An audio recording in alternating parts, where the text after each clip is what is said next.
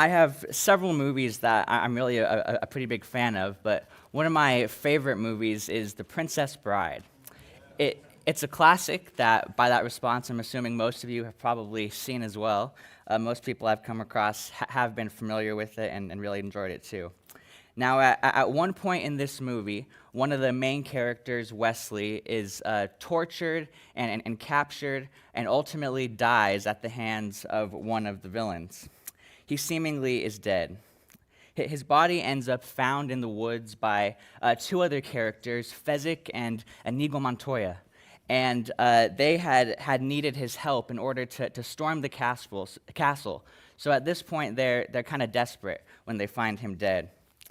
They decide to take him to a guy called Miracle Max in hopes that, as his name implies, he can do some sort of miracle and bring him back to life.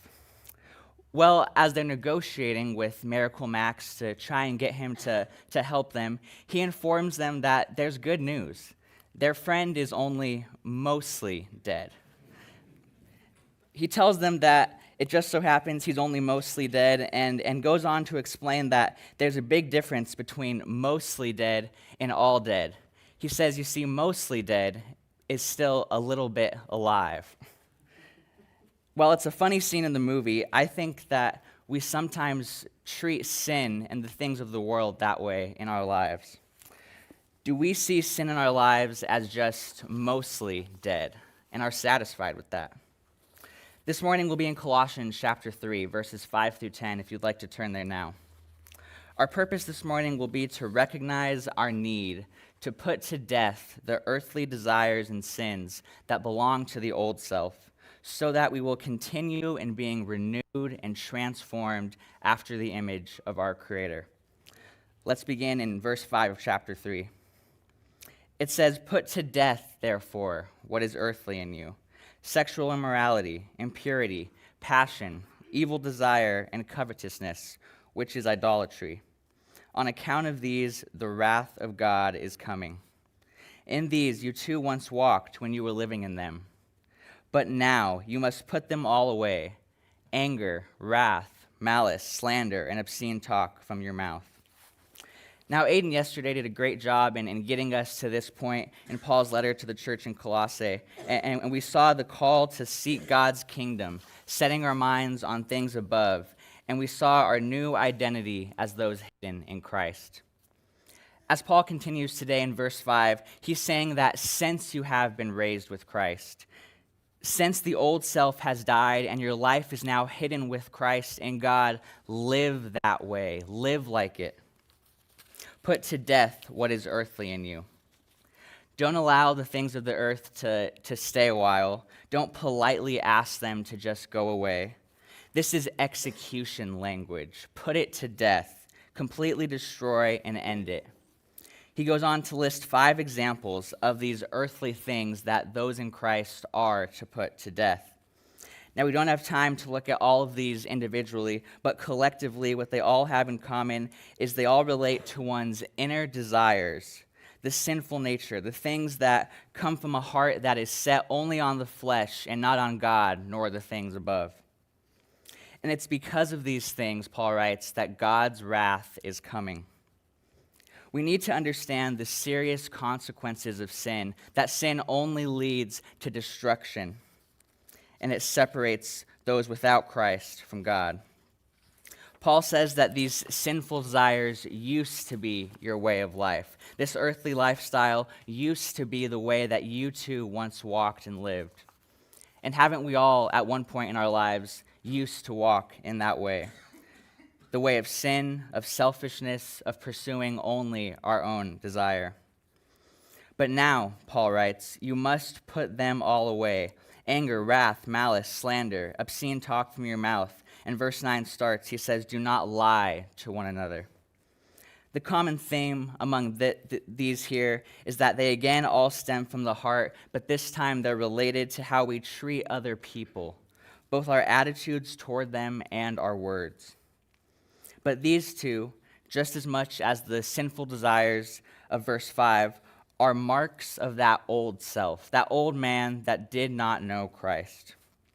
Paul says about these to put them all away.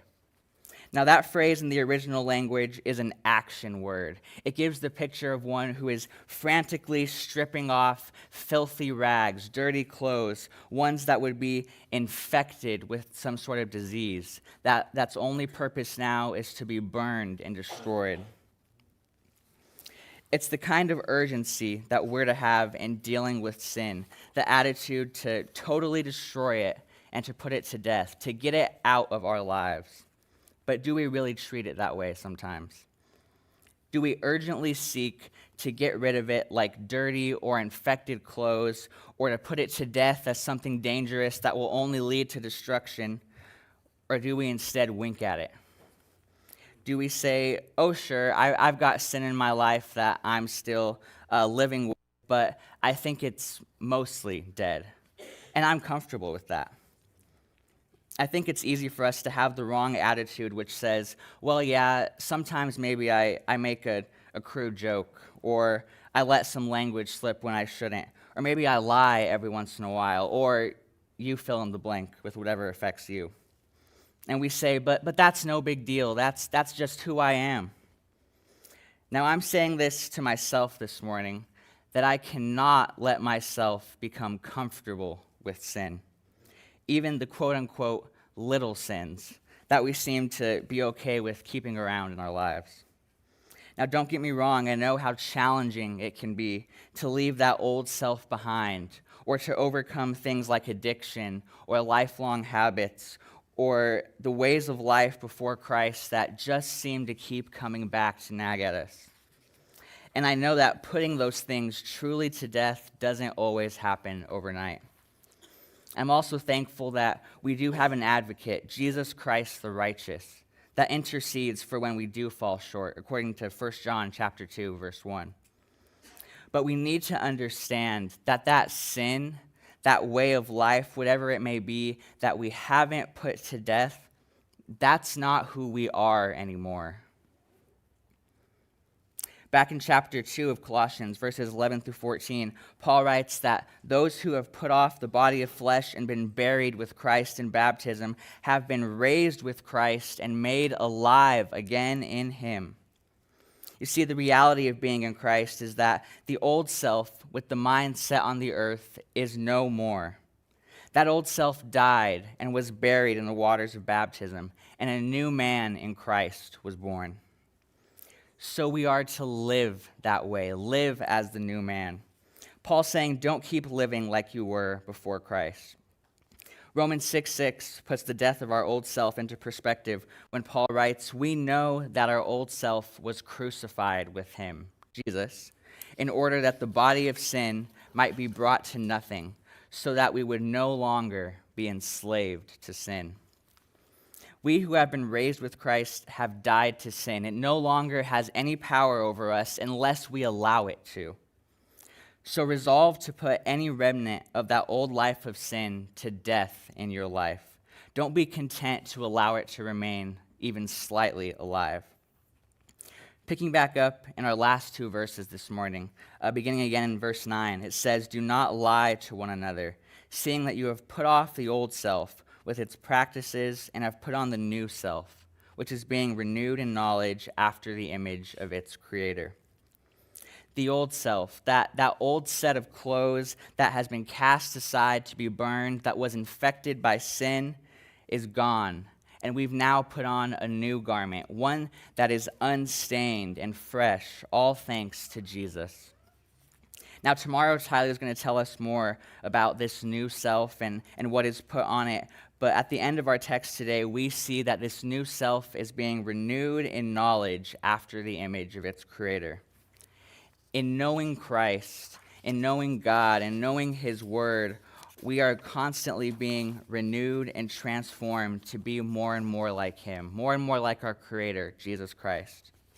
By setting our minds on things above, on his kingdom and his righteousness, like Aiden talked about yesterday, we are transformed into the image of Christ. God renews us daily.